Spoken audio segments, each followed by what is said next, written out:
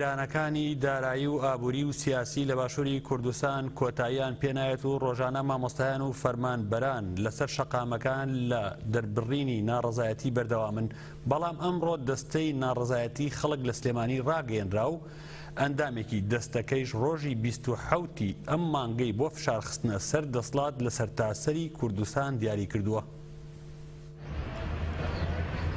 هاوڵاتیانی کوردستان ئەمڕۆ لە باخی گشتی لە شاری ستی ڕۆشنبیری هاوڵاتیانی سەرجەم ناوچەکان و سەرجەم چین و توێژەکان لێرە کۆبوونەوەیەکی بەرفراوان مانسازدا بۆ ئەوەی کە فۆرمەلەی ناڕەزایەکانی خەڵک بکەین لەسەر تاسەری کوردستان هەر لە زاخۆ هەتا خانەخین و ڕۆژی 27 مانگی نۆ دیاری کرا بۆ چالاکی سەرتاسەری بۆ فشاری مەدەنی لەسەر دەسەڵات. پێتان ڕاگەێنین کە ئەم دەستەیە کراوەیە و ئەم دەستەیە ڕاست پێرا ئەمڕۆ کە لە ڕۆژانی ئایندەدا سەردانی شەرجەم شار و شارۆچکەکانی کوردستان بکە و تەنسیق بکە لەگەڵ سەرجەم چین و توێژەکانی کوردستان. کاری شەهیدانی تایە، پێشمەرگەی دێرینی تایە، فەرمانبەرانی تیان، مامۆسای تایە، مامۆسای زانکۆی تایە، نوێنەری مامۆسایانی ئاینی لێرەیە، نوێنەری ڕێکخراوەکانی کەمەندامانی تایە، خاوەن بێدایسی تایبەتی تایە، سەندیکاکان و چالاکوانانی تایە. تەنها مامۆسایان نین. ئەم فشارە فشارێکی جدیە بێ لێرەوە هاوڵاتیانی خەڵکی کوردستان دڵنیاکەینەوە کە ئەم جارە